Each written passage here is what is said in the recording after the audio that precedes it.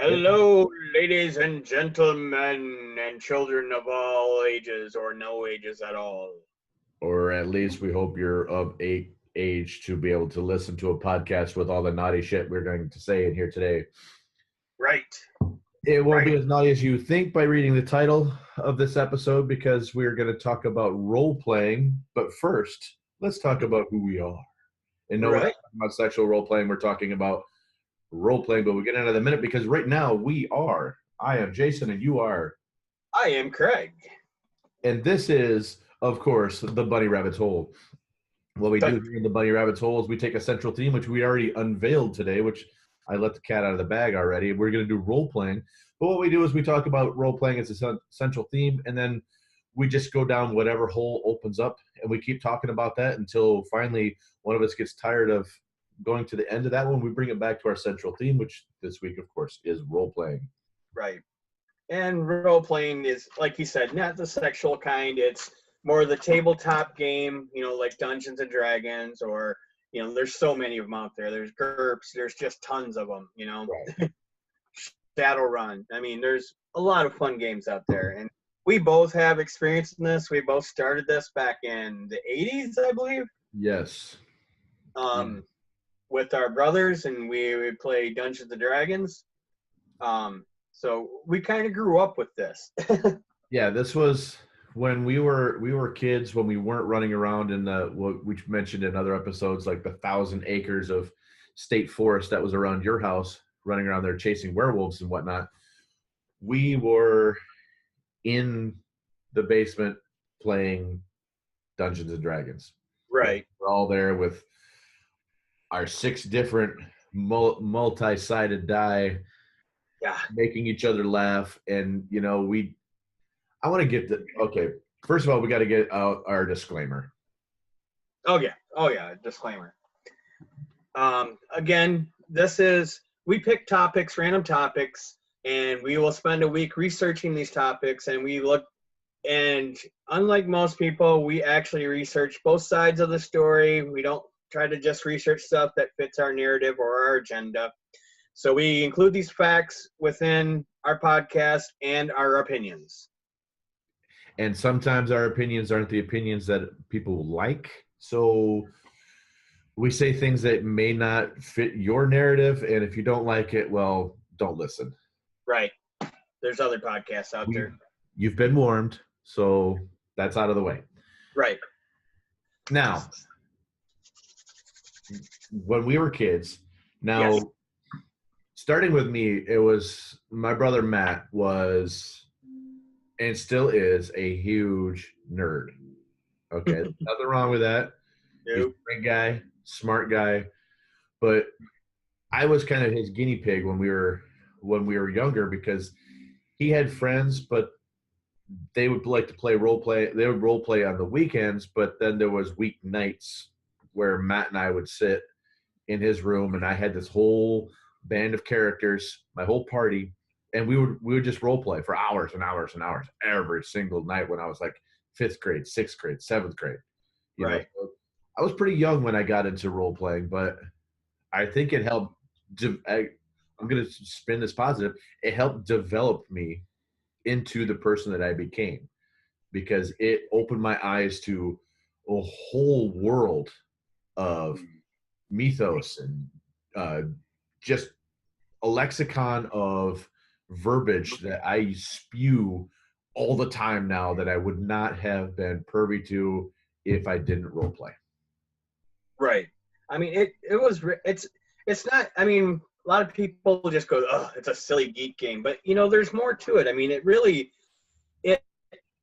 it develops social skills. It develops, I mean, I've got a whole list of notes on the benefits of role playing, but before I get into that, I think what I want to do is I want to touch on a brief history of Dungeons and Dragons because that's the main one. That is the one that everybody knows, and that's the one that went through all the smear campaigns back in the day, and we'll get into all that too. But every role-playing geek knows one name. Yes. Double G. Yes. and I'll let you go into the history. I don't want to take any of your thunder, so go ahead and get us started. All right. Well, Dungeons and Dragons was created back in 1974, and Gary Gygax is the name that all geeks know and praise. He is their Lord and Savior. But he was not alone in creating Dungeons and Dragons. He had a partner named Dave Arneson, who most people don't know about. They first published this in 1974 by Tactical Studies Rules, which was TSR. Now, TSR owned it. They created the game. They put it out there. And like I said, we started playing in the 80s when we were probably 10, 11 years old. So it had been out for probably a good 10 years before we started playing it. Yeah. But it started with TSR, and then they went through a couple other name changes and bought out by different countries, and it's now owned by Wizards of the Coast. Yes. But it is a game where you sit down, like you said, with multiple-sided dice, and basically what you do is everybody sits down, they create a character, and hopefully the characters work well together as a group. And you get to take on a persona of somebody else. Right. And you get to imagine that you're somebody else. And you go up, and there's so many different aspects of the game. I mean, there's the role-playing aspects where you are interacting with an NPC, which is a non-player character, but run by the Dungeon Master. The Dungeon Master or the DM is the guy who runs the game. He's the storyteller, but it's actually everybody's a storyteller. It's a story told by a group of people together that's created on the spot, on the fly. And so everybody creates these characters, whether it's a wizard or a fighter or a ranger or a thief, and they all get together, and usually they meet up in an inn, and then they get this quest, and these missions, they go off, they fight creatures and dragons, and they level up and they get stronger. And basically, without Dungeons and Dragons, you would never have these RPG video games that you have today. Oh, absolutely not. Absolutely not. There are some great ones out there. There's, the first one that comes to mind is Fable, which is it was the first one with an expansive open world where you could go through there. It was probably the best video game ever created by Microsoft, but it was hands down, it was just like role playing, where all the actions that you did transform the world around you, and you could become evil, you could become really good, and it was very interactive. And there was less monsters per se in this than there are in say Dungeons and Dragons, but there's a lot of other video games out there that took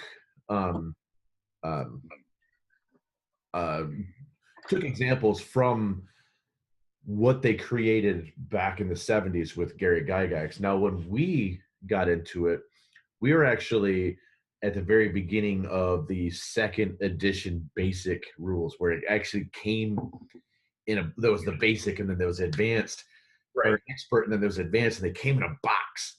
And they came in a box, and you had your player's guide, your dungeon master's guide, and there was a little screen that was in there, just a cardboard thing, so the dungeon master could cheat with his rolls on the other side. You couldn't see his notes. But this was it was so cool, because we started playing way back when, and now you talk to a lot of people that role play today, and they didn't know anything about the basic and the advanced, or basic and expert box sets. They only know the advanced books with the Dungeon Master's Guide, the Player's Handbook, the Fiend Folio, and all the rest of them, all the rest of the books that came out, which I'm not even exactly sure what version they're on now, 7, 8, 15, I don't know. They're on the 5th edition. Okay. But well, to touch on what you said, though,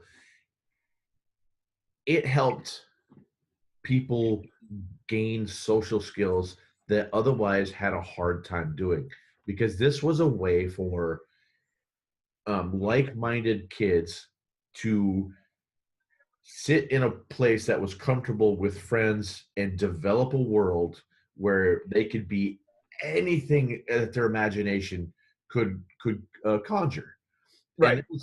it was a release. Now, I did improv theater for a number of years, and what role playing is, essentially, it's doing improvised uh, storytelling with a few. There's a few things, it's left up to chance, because whether or not something happens or doesn't happen, there's variables with dice that help that help dictate and bring the story along. But when I did role playing, or when I did improv, there was a bunch of the people that I performed with that grew up role playing, Right. and they all talked about how it helped them become improvisers when I finally met them. Oh, most definitely. And and going back to the history of it, like you said, they're on the fifth edition now. It has evolved. It started out basic, and then it's gone through.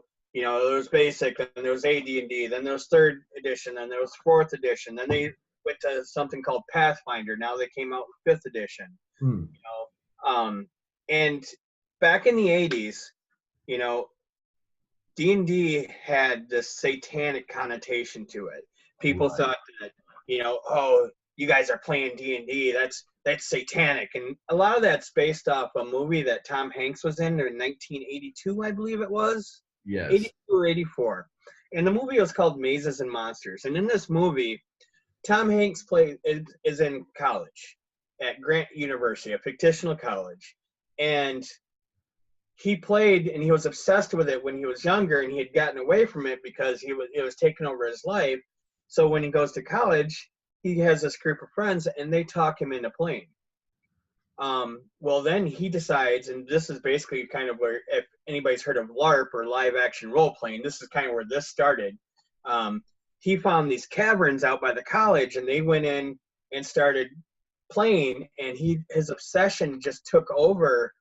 And so he actually believed that he was his character, and had tried to kill him. He was going to kill himself by jumping off. He was told he had to go find the two towers, which they find out was the Twin Towers in New York. And he was going to jump off those towers and cast a spell and end up at this golden gate. But his friends had found him in time, talked him out of it, blah, blah, blah. So he had to go get psychiatric help, and then he was living with his parents for the rest of his life. This movie, everybody took to heart, like, this is exactly what's happening to my kids, and da-da-da.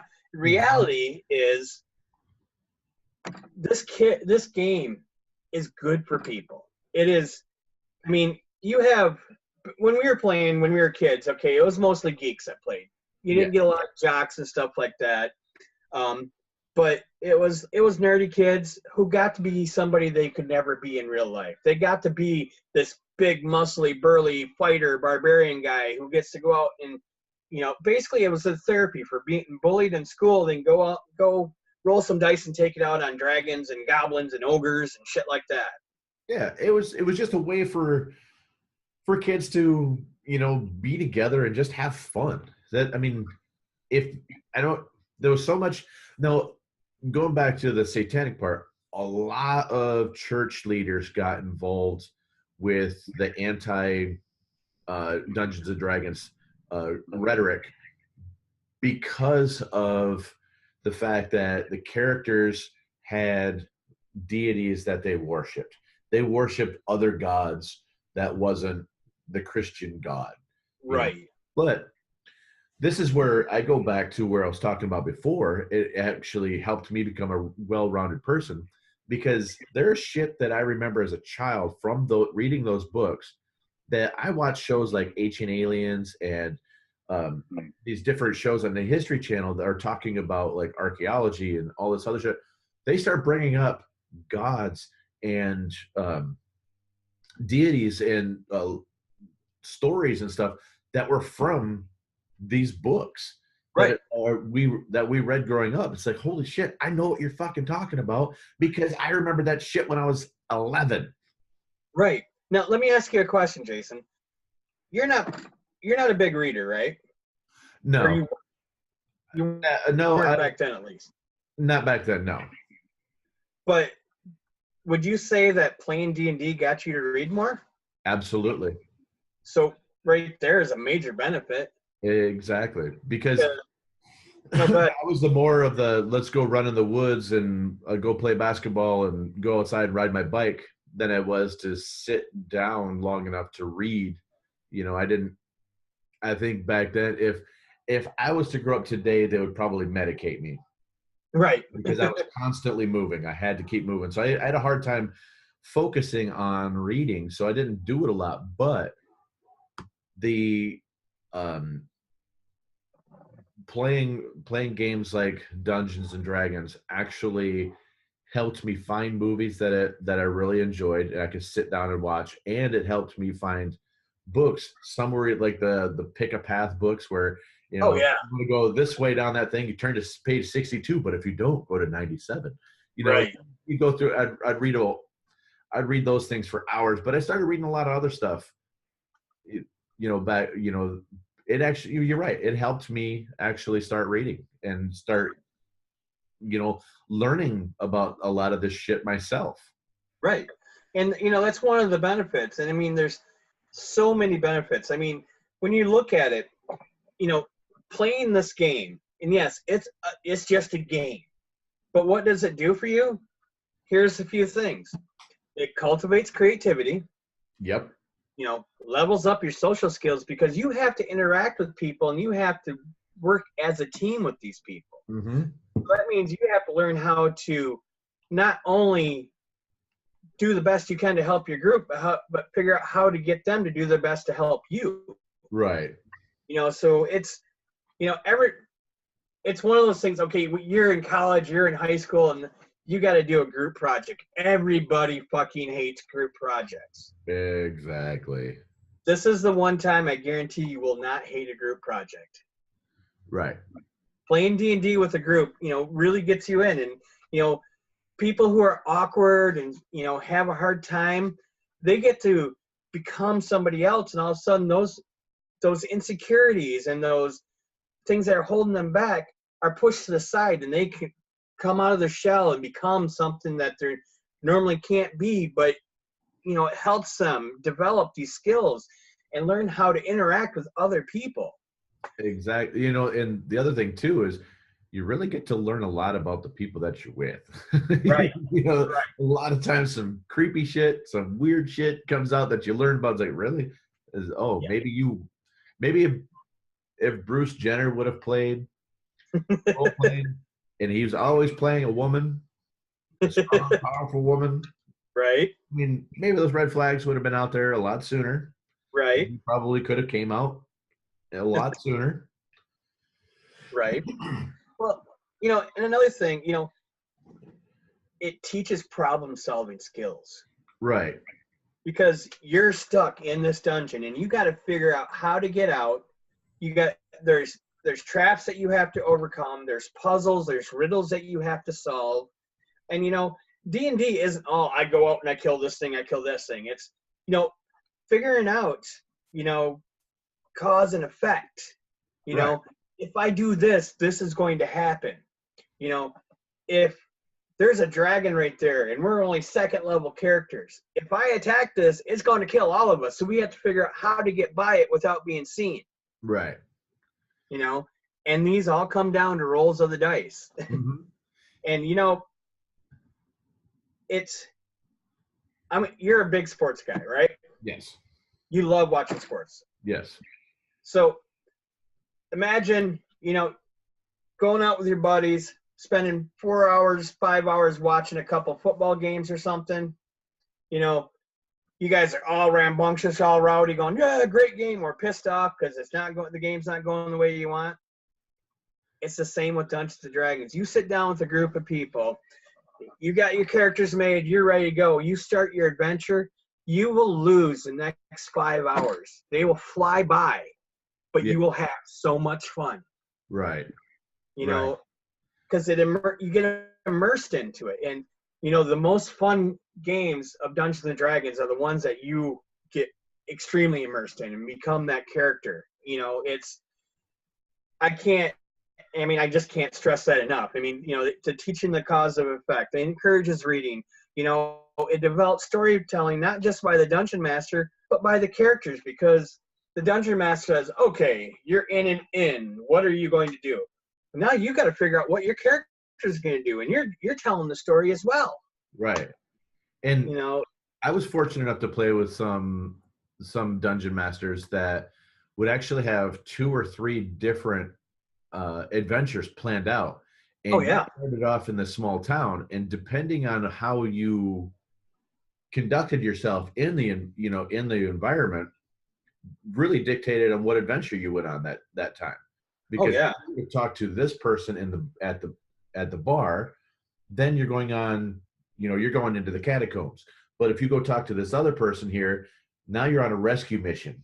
If you go talk to this other person, by God, you better know diplomacy, because you're about ready to try to help this whole village from going into war with the neighboring village.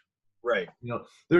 So I got to work with some guys that were really, really good at doing, creating these advanced campaigns like that. And one of them was my brother. He was really good at doing a lot of stuff. Incredible. I want to bring was something that he brought up, and I'm glad you brought up the sports thing, because he brought this up to me one day. He says, okay, so you get a whole group of guys. They're hanging out in a bar, or they're hanging out in a basement, and they're all like-minded. They're all picking, they're picking their parties.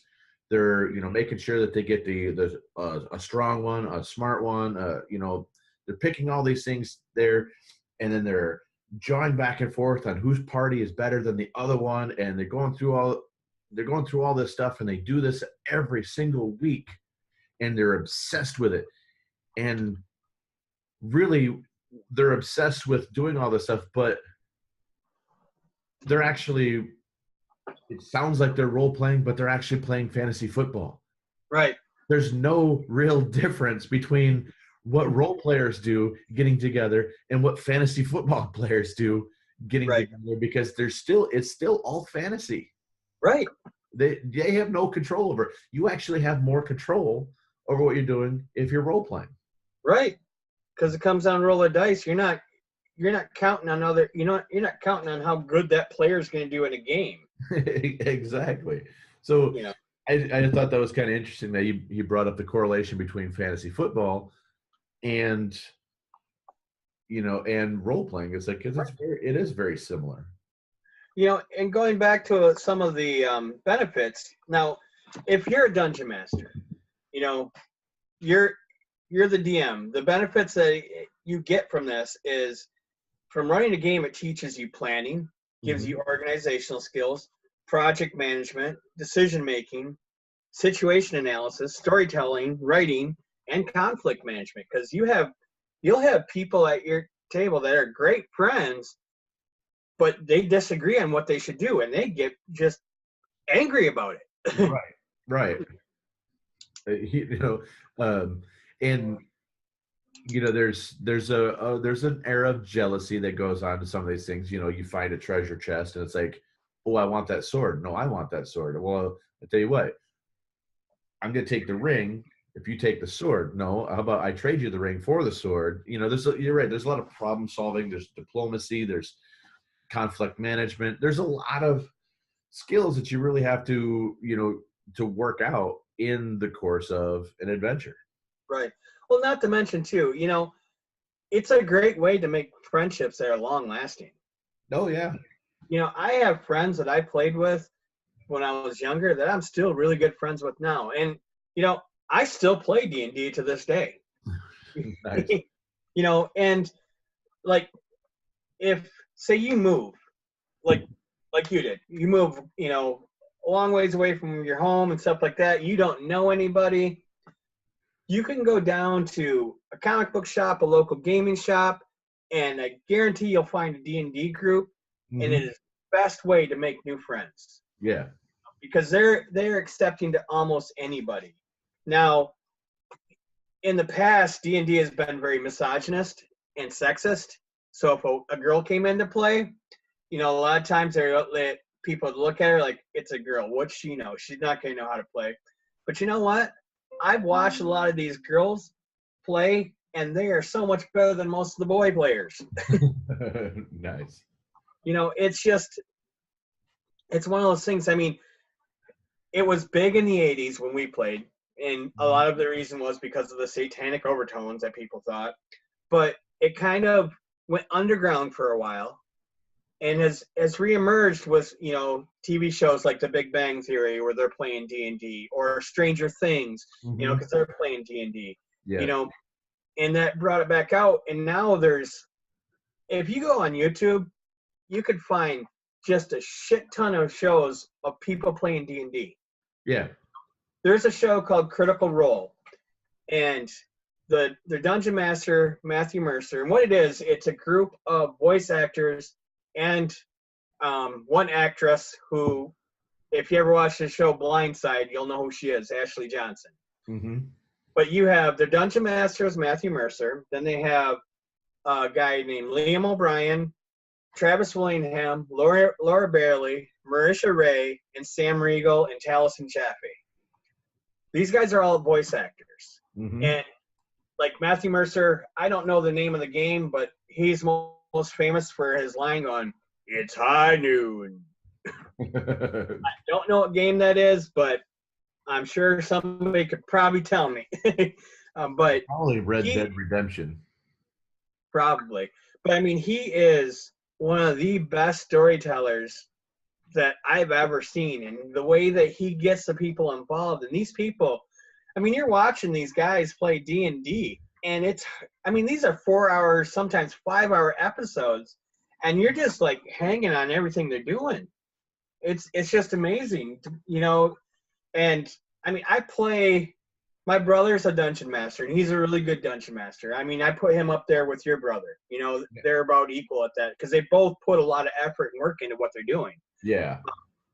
But, they watching these guys, and I mean, Matt Mercer are doing it, and a lot of times now people get out maps and have little miniatures that represents them and miniatures that represents the monsters, and it's becoming more immersive and less theater of the mind. And by theater of the mind, I mean, when we first started playing, we didn't have any of that stuff. You kind of jotted down a map and you imagine that, okay, you're swinging your sword at this guy, blah, blah, blah. Yeah. You got, okay, I'm this far away from this guy. How far can I move? Blah, blah. But now with the miniatures and all the other stuff, and you have like these great companies out there like Dwarven Forge who create,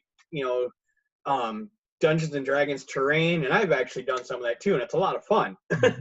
But for me, one of the biggest benefits I get from playing Dungeons and Dragons is it's therapeutic. Yeah. I can have a shitty week, and Wednesday or Thursday go out to my brother's and sit down with my friend Jay, his son, and my son, and his son's girlfriend, and we sit down and play for 3 or 4 hours, and we're killing shit, and we're just having a good time, and you forget about all your worries for those 4 or 5 hours. Yes. And it's great because you're all stressed out, but now you're killing shit, and that stress just melts away. And it's awesome. It really is. I mean, but it sucks that it got such a bad rap back in the 80s because I think people could have gotten more into it. Exactly. Now, one of the things that I found there was one going back to the bad rap was there was probably one kid that committed suicide, and he happened to have a dungeon master's guide on his bed after he did it, and everybody was getting up in arms about suicide. Now, what I found was kind of interesting was that the American Association of Suicidology, the U.S. Centers for Disease Control and Health and Welfare, and they all came out, they all concluded that there's no causal link between fantasy gaming and suicide. So all these people went, well, it still does it, and they still were high on their horse about thinking that these games were horrible for kids. They're making them commit suicide. They're dying in ritual suicides and satanic sacrifices, and it was just all bullshit. because it all Right. happened to be at the exact same time that there was this huge satanic panic going on in the U.S. and in the world. Everything was, oh, that murder, that must have been Satanism. Oh, that the music that you're listening to, that's Satanism. Satan put in backwards messages in that music, and that's what made that kid commit suicide. No, Right.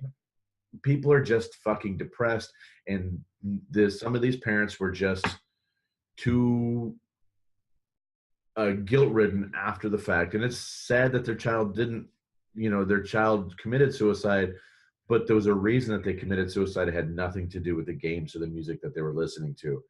Right. They needed help, and obviously they didn't get it because they committed suicide, which is really Right. sad because it really harmed an industry that didn't deserve it. Right. And I mean, realistically, I mean, Dungeons and Dragons could have helped these kids. Yeah. Their therapists now use Dungeons and Dragons to get kids to open up. Oh, yeah. They'll get them to sit down in a group and start playing, and it helps them, and their real life problems start coming out in the game, and it's their way of dealing with it. Like I was saying before, you get to learn a lot of weird shit about your friends in these groups. So it doesn't surprise me that they are using, or that therapists are starting to use it to, to get kids to interact and to open up. It doesn't surprise me because I learned some spooky shit about some people that I didn't really want to know about. Right. Maybe they didn't realize that they're opening up this way, but it's like, you got some weird fucking fetishes, man. Yes. But I mean, there's when I was doing my research, I found like a lot of people that are like CEOs of major companies now that played D&D growing up. Yeah. And they talk about how playing D&D opened these doors for them, and you'd be surprised. I can guarantee almost every person out there that's a video game developer or any work in that field has played Dungeons and Dragons at one point or another. Yeah. No, go ahead. I was just gonna say I completely agree with you on that fact, because there has been this trend in like the last 10, 15 years or so that we have actually, like, the nerds have come out, and it's become cool to be a nerd with the advent of shows like The Big Bang Theory and some of the title characters in a lot of other series, are complete nerds. The kids from, then like you mentioned, Stranger Things, they played Dungeons and Dragons and that, and I loved how they talked about a rust monster, which was one of my favorite.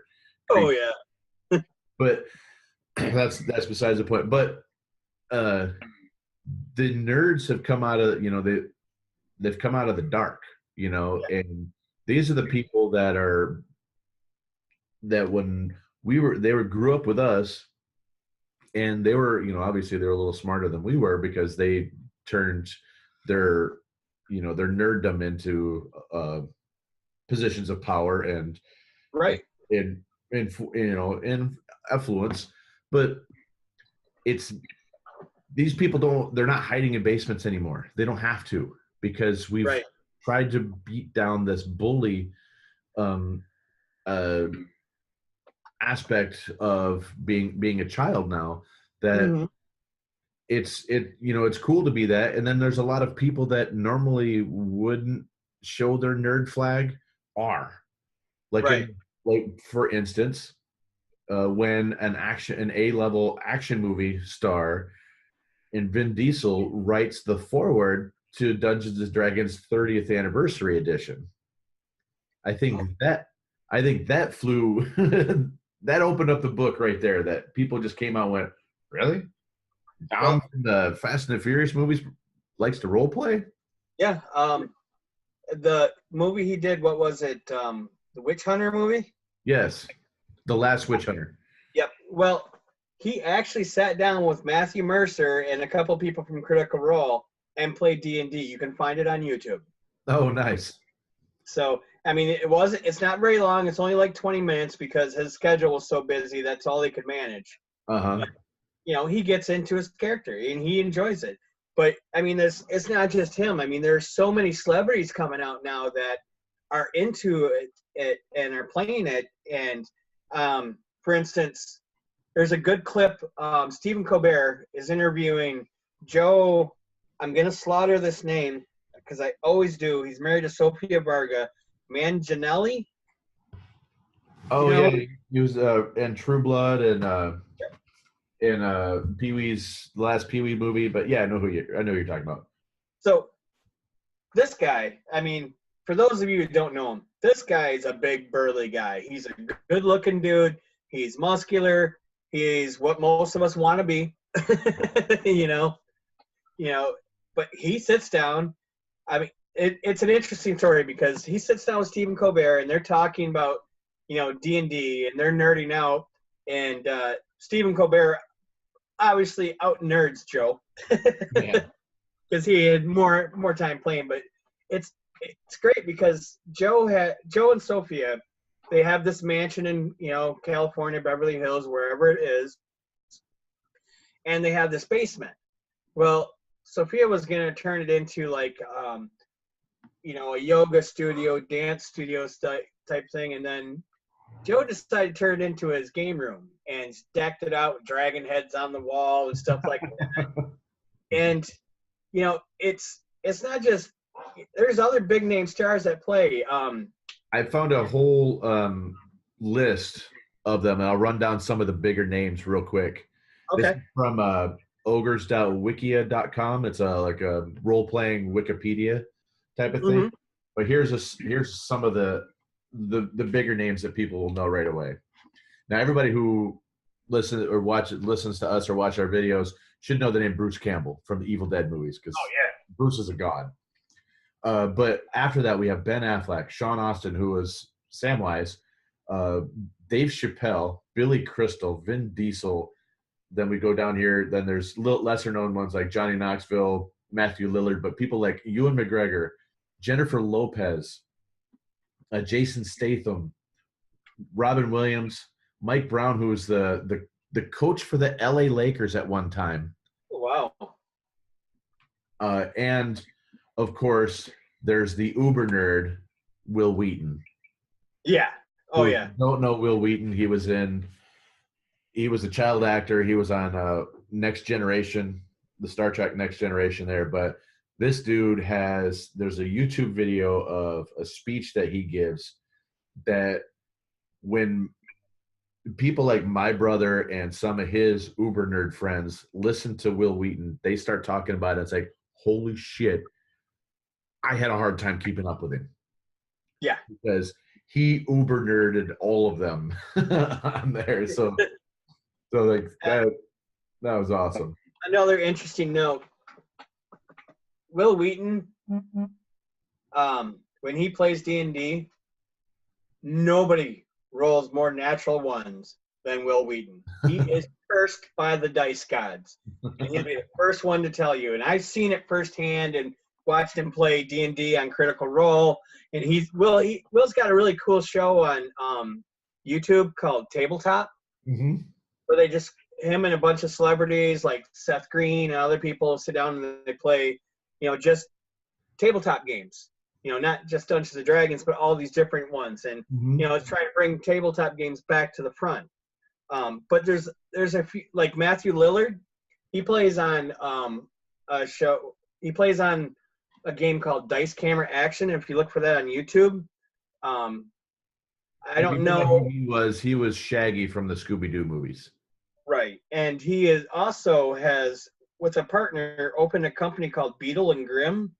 Oh. And it's a gaming company, where they create, I'm not really sure what all they do. I just remember it because if you also go onto YouTube and search for Stream of Many Eyes, you'll find a bunch of videos of all these people that have their own streaming D&D games that they mix and match. There's people from Critical Role, there's people from Dice Camera Action, there's people from, Force Gray, there's some really amazing people playing D&D and making it popular again, which is great because it's a game that should be popular. It's Yeah. a game that you should want your kids to play because it's going to help them in life. Oh, absolutely. Absolutely. Now, I'm glad you said the Will Wheaton thing where they're playing tabletop games, because we've been very centric on Dungeons and Dragons because that's the one everybody knows. But there are some really cool games out there. And one that I'm going to touch on briefly because I want to bring up another positive point of role playing is it helps with math. Oh, yes. Because there it will okay, before I go into the other one, there's a thing called THACO, 2-hit armor class 0. And there's a fair amount of math that has to go into figuring out what your THACO score is for your character. So All right. I'm going to stop you right there because that's all changed. okay, but yeah, but I don't give a shit. Right. It was a thing at the time, and there was a whole shitload of math that you had to do to get there.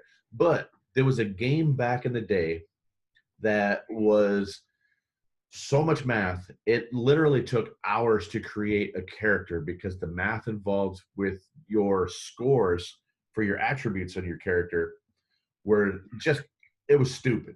It was a game called Villains and Vigilantes. Oh, yeah.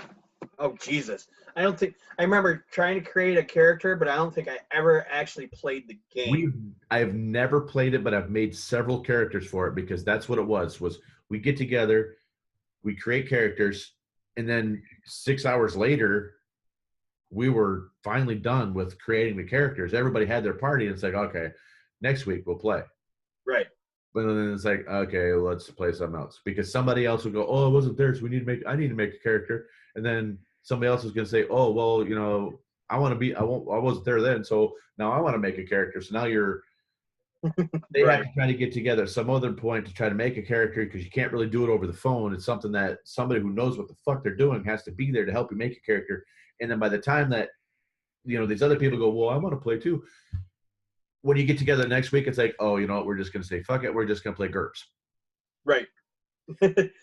Which, if you don't know what GURPS was, I loved GURPS because Yeah. we went away from Dungeons and Dragons and stuff in the group that I played with because we started playing GURPS because it was a generic universal role-playing system. And Right. you used the same formula to create a superhero as you would Knight.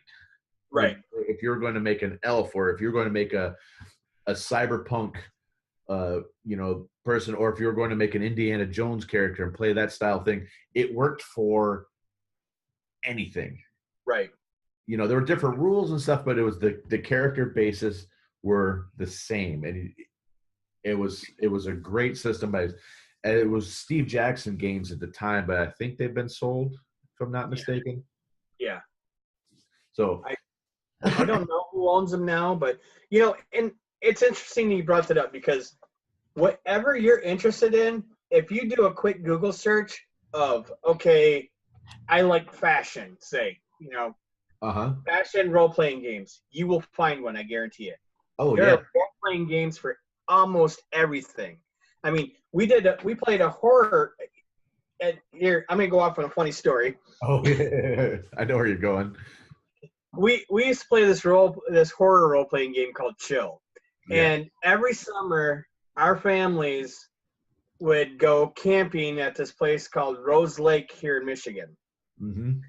So you, your brother, my brother, and our other cousin, and I all go out by the woods so we can get really immersive in this. Yes. So we're out in the dark. It's nighttime, and we're playing a horror role-playing game. I think it had something to do with werewolves or something like that. And we're sitting there playing, and then our cousin goes, "Hey, what was that?" And we're like, "I don't know. We don't hear anything." Then you hear like a stick crack, and he just gone. He was running. Jesse Owens. He was out of there. And so we thought he saw something, so we started running after him. Like, what the hell? What the hell? Right. Not realizing that all the lawn chairs that we carried 300 yards from our campsite were still out there by the woods. Yeah, but we weren't really scared. We were just kind of curious what was wrong with him. Right. Right. We're trying to figure out what the hell he's seen, if he did see anything, because I didn't hear anything. Yeah, I didn't either. But he was just gone. Yeah, There. that was great. We had so much fun playing these games. I mean, we always played, I mean, either at your house or at our house, or play in the basement at our house. Mhm. And I remember the time where, I mean, somebody always does something funny. And was it you who shot the milk The out of your chocolate nose? milk. Yes. Yep. Yeah. I don't even remember what we were laughing about, but it was something I think you did, but I'd just taken a whole mouthful of chocolate milk and leaned across the table in explosive laughter, shot it all over your brother across the table, which And the funny, made everybody in the room but your brother start laughing. right? Yeah, that was because it came out of your nose. Yeah, yeah, it was explosive. That Right. was the best adjective I could come up with for And that. you're gonna run into people when you're playing. You know, you're not gonna like everybody you play with. No. You're not always gonna have a great dungeon master or game master. Depends on what game you're playing. But there are ways around that. There's ways to make it interesting for you. Yes. Immerse yourself in the role playing aspect. I have a friend. Him and I have played. I've known him since I was 18. We worked at Burger King together, and we played on and off for the last, Jesus, almost 20 years. You know, and we played these two really dumb dwarfs in a game. And we basically call them the Beavis and Butthead of the Dwarven Kingdom, because I think his intelligence was like a 6 and mine was like a 7. You know, and you roll your stats. You roll basically 3 6-sided, so you can have a score ranging from 3 to 18. Yeah. So 7's really low. But so we're really super dumb, and we were best friends. And like we get to this river, and we're like, how the hell do we get across the river? You know, we're dwarfs. We Right. can't swim. So I'm like, I have an idea. He's like, what's that? I'm going to climb up the tree, and I'm going to grab the top of the tree and lean towards the other side of the river, and you're going to chop the tree down. He's like, all right, deal. So we get up there and do that. Well, I didn't get up high enough, and I end up in the water. And this is one of those instances where we had a bad dungeon master. Mm. He was kind of a jerk, and we didn't like him because his girlfriend played with us too, but he kind of treated her like shit. Oh. So we made his game interesting to us, but not so much him. So he decided he didn't like the fact that we were having so much fun, you know, being buddies. So he cursed us so that we hated each other. Oh. So we're like, okay, we can roll with that. So we went from doing stupid things together to constantly playing pranks on each other because we hated each other. So, nice.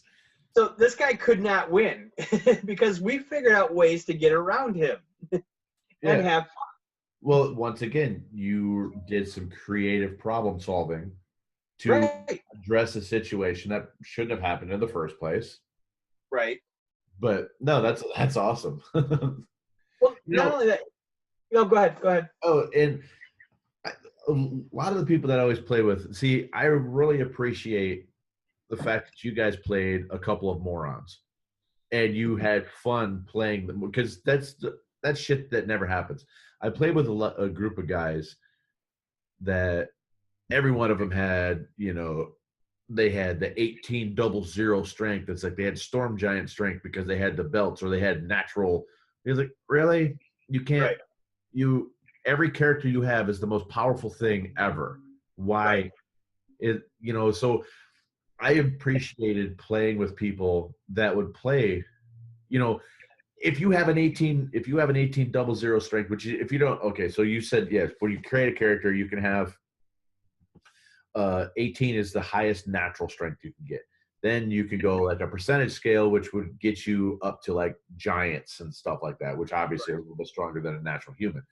So that's where that came from. But you can get like belts and all rings and whatever shit that could make you a little bit stronger than a normal human. But if you're going to have that, then you need to counterbalance it with being an idiot. Right. You know, I I felt they were more well-rounded characters and they were a lot more fun to play. Oh If yeah. you were trying to get over that type of disability, I guess you would say. Right. And now they've changed a lot of stuff, so now it's no more 1800s. You can actually get up to a 20. But you Okay. do that because now each race and class have things like, okay, I'm gonna take an elf for instance. Elf, you get to add 2 to your dexterity Hmm. because they're lithe, dexterous characters. Right. If you We've play a all drow, seen Legolas. hmm? Then we've all I'm seen Legolas. right. So if you're playing a drow elf, which is considered a dark elf, you get to add 1 to your charisma, which is, charisma is how good you look and how Right. people react to you. Right. Uh, right now I am playing in 3 different campaigns. I do one with my brother and his friends. I do another one where we go through Discord and Roll20, and another one which is text based, Hmm. on a Facebook group. Oh. Which is interesting, but because you kind of do it at your pace when you're ready. Oh. But That's different. I play a drow elf in one of them, and playing a drow elf, if the sun's shining, I have to do everything at a disadvantage. Now they've changed the rules because before, when we were playing like an AD&D, back when you had Seiko and stuff, you would be like, okay, well, you have a minus to do this because the sun's shining and you're a drow elf and you used to live underground.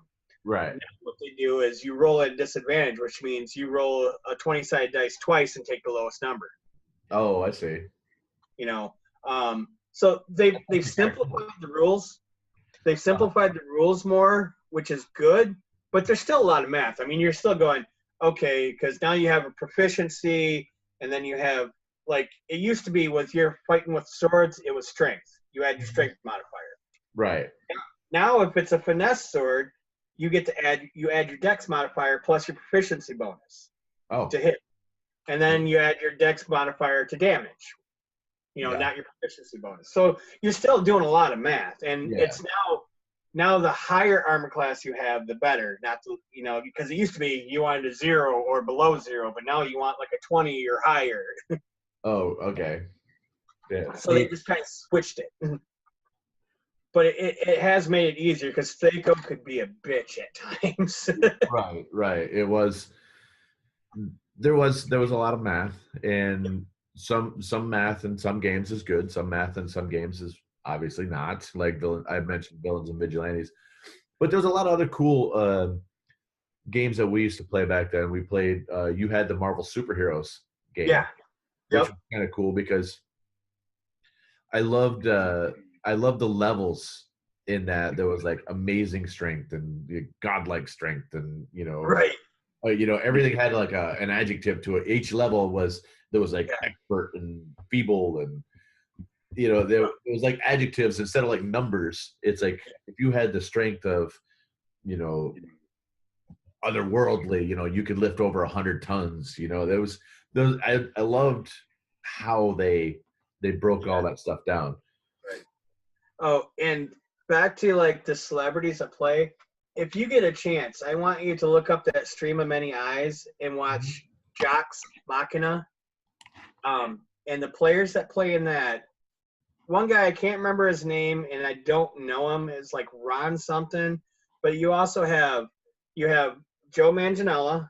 I think that's Travis Willingham, who plays in Critical Role, and the Big Show from the WWE. Oh wow. And the Big Show just started playing, so he's not real good with all the rules and stuff, but he's having fun.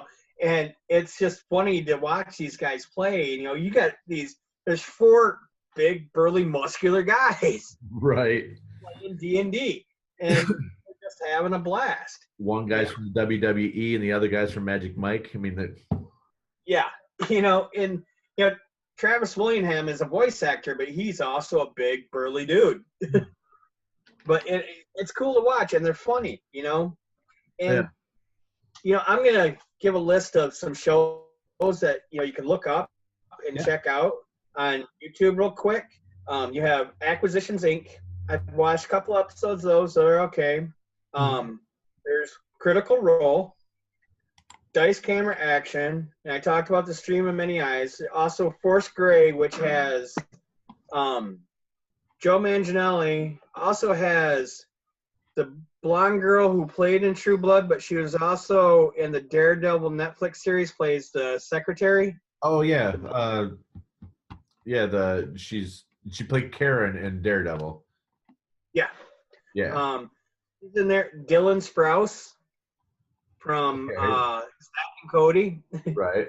You know, there's a lot of people coming out there playing, and it's great to see. It's awesome actually for somebody like me. Do you know who Dan Harmon is? Yes. He created the show Community, Mm-hmm. and they play D&D in Community, which Right. is awesome. He has a show on this internet site called like RV or something like that, but it's called Harmon Quest. Oh. And he's on there with two other people, and they have a guest celebrity every week or every episode. And the mix of them sitting at the table playing D&D and animation of what they're doing. And it's fucking hilarious. Oh my God. The first season I believe you can watch for free. And like I found it on YouTube and then went to their station, checked it out. But I just instantly fell in love with it, and it was so much fun. I mean, it was just great. It's just people having fun. And there's also an article that people should check out. The article is called Dungeons and Dragons Saved My Life, and it's by John Michaud, Michaud, and it was from 2014. But it's a great article. He goes in depth talking about how playing Dungeons and Dragons, took him from basically a suicidal path to becoming, a productive member of society. Wow. And there are people now using Dungeons and Dragons to help autistic children learn social skills. Nice. And really funny thing is Dungeons and Dragons emerged from war games. There used to be these war games back before Risk and everything else that these people would play, and that were a lot more math and in depth and strategy than Dungeons and Dragons. But Gary Gygax's father would play these, so he took those war games and basically changed them into Dungeons and Dragons. Made it his own, and that's awesome. But it's also, playing the game is a great way to learn etiquette, because when you have a party of people that you're playing with, there's an etiquette at the table of how you interact with people, how you should play. You talked earlier about the power gamers. The people that had to have these, everything's 18, all their stats are 18, and they're these godlike characters that can do everything and blah blah blah. Those players suck. They're no fun to play with because they're basically a narcissist. Everything's about them. The whole campaign's about them, blah, blah, blah. Don't be that guy. Yes. Some other things, don't try too hard. Don't be that person that goes, I need my glass of elderberry wine and da-da-da, because I'm going to smack the shit out of you in real life, not just in the game. Right. I will spray chocolate milk on your ass. Yes. Not also on your ass, but on you. Right. Also, things that you don't want to do. Don't metagame. I mean, and for those who don't know what metagaming is, okay, you're playing a first level character.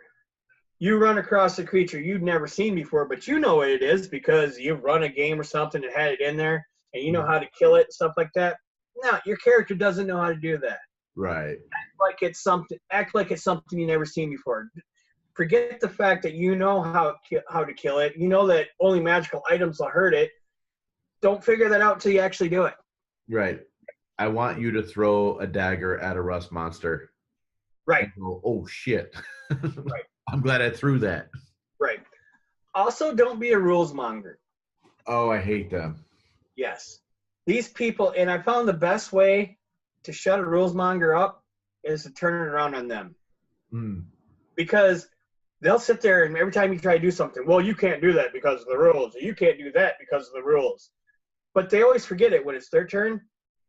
So as soon as they do something like, no, you didn't say you're going to do that ahead of time, you can't do it. Right. But if you're going to be a rules monger, it's got to apply to you too, dickhead. Exactly. And, just like art,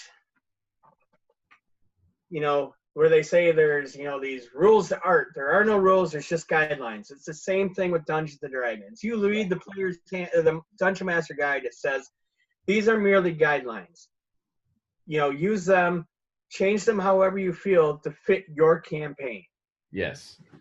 Now, and the other one too, don't be the dice cheater.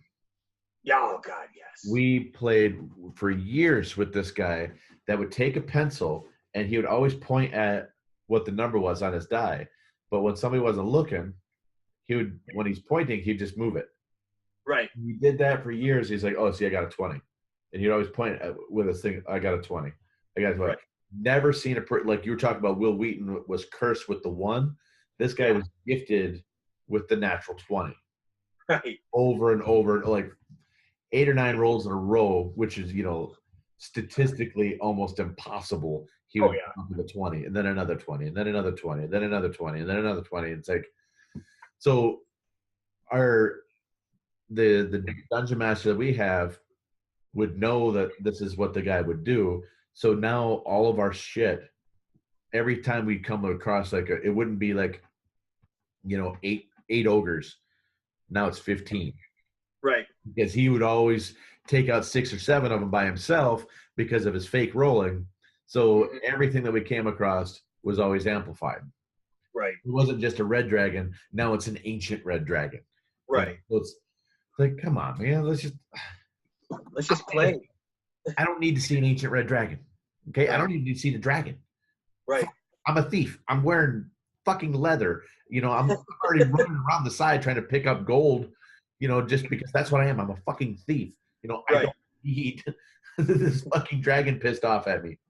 Right. Well, and be that powerful. Don't get too attached to your characters. That too. Because they're gonna die at some point, or you're gonna go to a different campaign and stuff like that. I mean, I've seen so many people get so upset because their character died. Right. Well, part of the fun of D&D is creating a new character and trying something different. Right.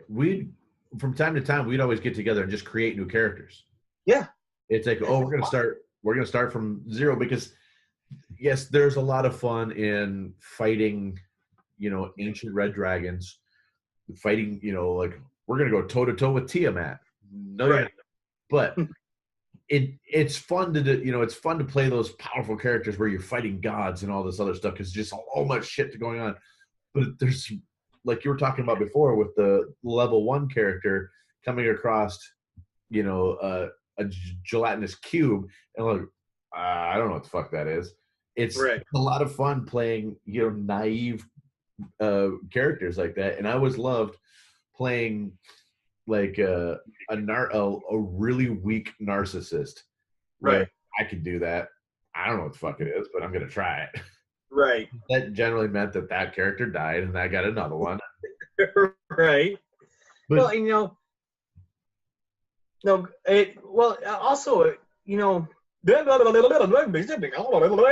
and sorry about that, but it develops leadership skills too. Right. Because somebody has to step up to be the leader of the group. Yes. And sometimes that role will change from one person to another. It depends on what they're good at. Uh-huh. If you have a player who's really good at strategy, they're probably your leader in battle. But if you have a player that's really good at puzzles, they take over the lead when you're doing something like that. Exactly. And that was the fun thing about playing different.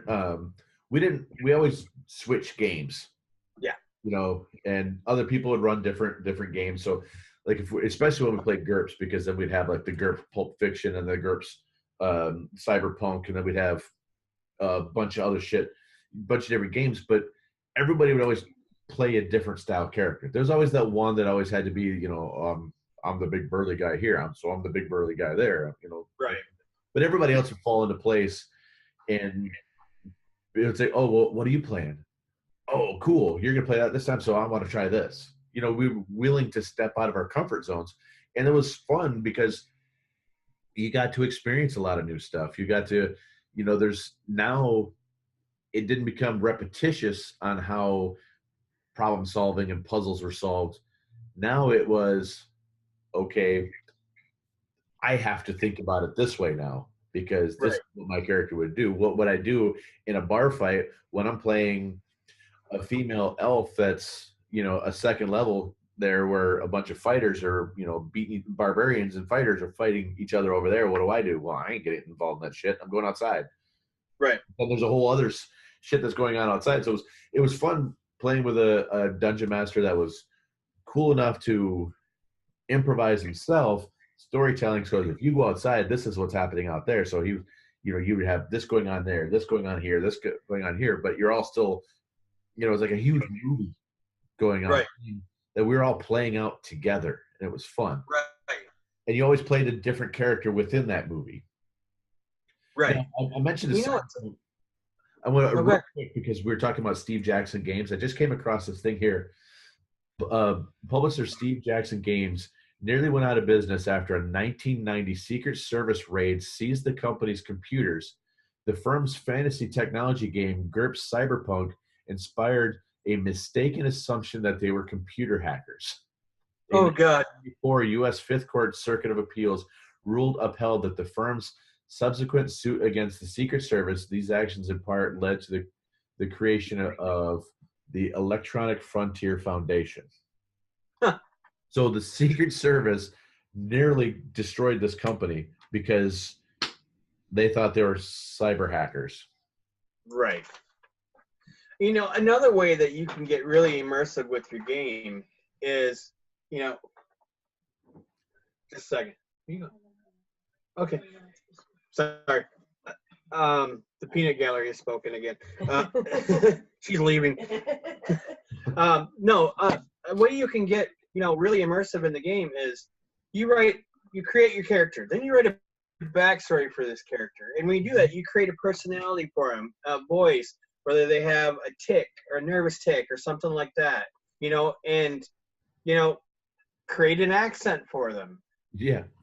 But, you know, not every dwarf has to be Scottish. Right. You know? And that's the one thing that you run into is like they're all talking with either a Scottish or an Irish or an English accent. It's like they're walking around going, great, just great. You know, I actually did see one a couple days ago because I was watching some people, you know, streaming their games where a guy took on an African dialect, and I thought that was cool. It was great to hear something different. Nice. You know, because I mean, otherwise it's always this European, you know, Northern European accent that they're using. Right. And not every elf has to be Legolas.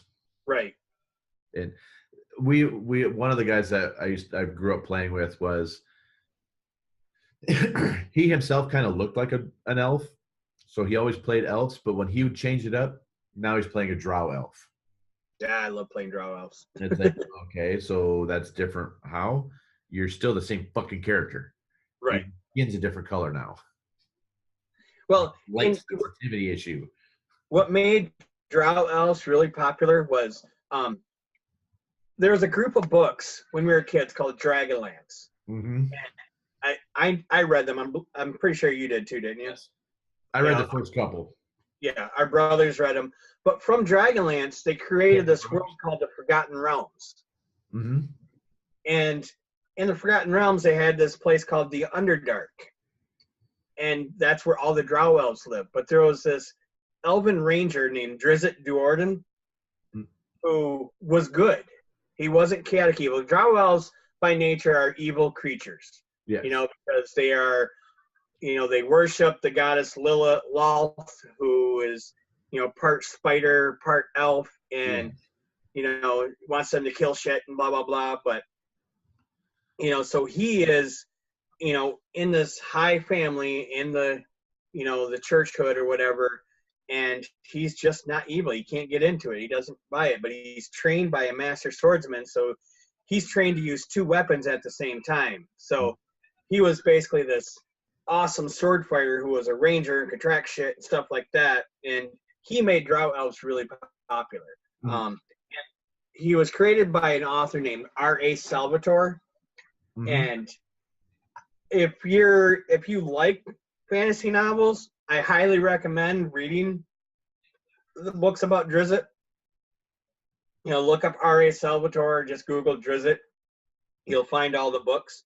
But he's a really good storyteller, and Drizzt is just amazing. You're reading the combat, and you can just see yourself in it. Oh, nice. But now, yeah, sorry, little side thing there. no, that's fine, because I was gonna segue into, now there's a couple of Dungeons and Dragons movies that came out, Right. and Jeremy Irons, the great Jeremy Irons, is actually in the first one. Right. And he obviously had no fucking clue as to what kind of movie he was even in. Right. Because it was terrible. It was a terrible movie. And then they made a second one, which had like the wizard from the first one was in the second one. He was like the main evil guy in the second one. But that one was like straight to DVD. Right. Which was even worse. Now, but to make up for those 2 shitty movies was back in the 80s, it was actually a really cool Dungeons and Dragons cartoon. Yes. That came out. It was like 2 or 3 seasons there, but it was a group of kids go to an amusement park. They ride this Dungeons and Dragons ride, which I want to ride. Yeah. It's like a water ride / it's like a Pirates of the Caribbean type of thing, but not with pirates, but with shit, and you end up falling into a new world, and you get chased by Venger and Shadow Demon, which I thought was one of the coolest creatures there. But it was a Saturday morning cartoon that was from the 80s, but it kind of captured a PG version, or I wouldn't say PG, a G version of what the world was really like, where a good role-playing world was. Right. And I went back and I bought them for my son, they came out on DVD, like, I don't know, about 10 years ago, and I bought them for my son. We sat down and watched the entire first 2 seasons, and they actually hold up. Yeah. My brother owns them too.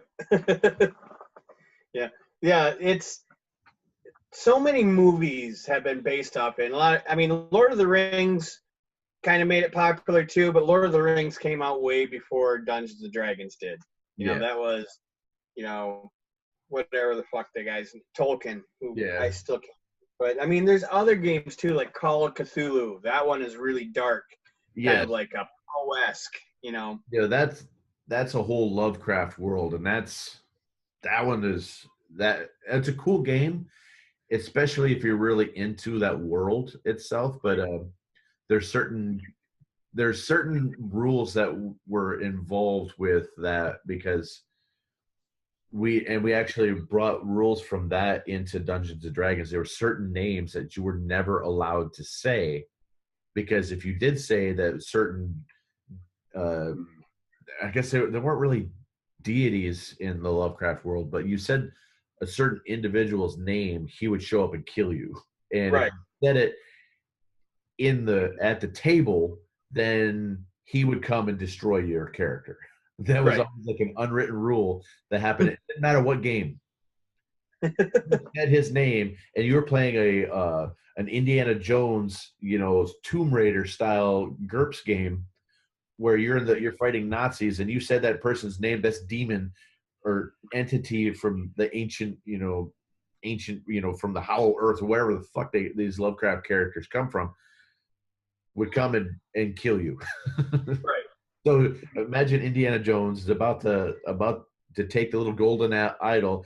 He just happens to mention this demon's name, and boom, he's dead. Movie over. Right. But and it's great because just like everything else, Dungeons and Dragons evolves. The books, the books evolve. I mean, it is branched off. Other genres have risen up because or have been created out of fantasy. Yes. Because you have, I love to read. I don't do it as much as I should, but I do love to read. It's a great way to escape. It's a great way to just kind of let your mind go. But there's a series of books by an author named Jim Butcher, and it's called The Dresden Files. Mm-hmm. And what this is you have Harry Dresden, who's a wizard in modern-day Chicago. Okay. And he's fighting werewolves. He's fighting vampires. He's fighting, creatures of the Fae. He goes to the Feywild, and he's in Chicago because of ley lines that run through there, and that's where he pulls a lot of his magic from. But it's a really good book by a really good author. There's I think 15 books right now in the series, and it's a great series. I mean, you pick it up and you get a couple chapters in, you can't put it down. Yeah. But that's called urban fantasy. There's other authors that a lot of people are probably more familiar with, like Laura Hamilton, who has these. She does a lot of female lead characters with vampires and werewolves and shit like that. But it's more modern day with all this stuff mixed in with it. And if you got a hankering and you're going, man, it'd be cool to be a vampire, or it'd be cool to be a werewolf. There's a role-playing game for that too. Oh, absolutely. And going along the thing with your book is now is a great time to introduce kids to these games, because like you were talking about the urban version. I mean, we just had shows on TV like Grimm, Once Upon a Time, where they bring a lot of these elements into today. Supernatural. Yeah, Supernatural is another big one.